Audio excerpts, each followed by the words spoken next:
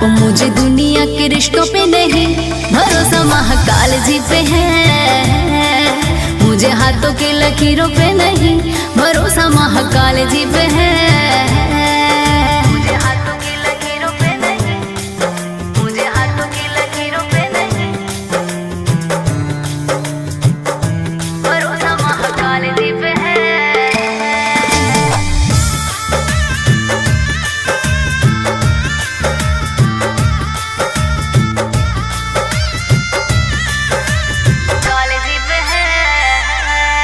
हाँ बिगड़ी बनाए सवाल सुलझाए, मुझे भी वही सही रास्ता दिखाए। केटी करेगी नित बाबा का चर्चा, बट रहा देखो महाकाल नाम परचा, बट रहा देखो महाकाल नाम परचा।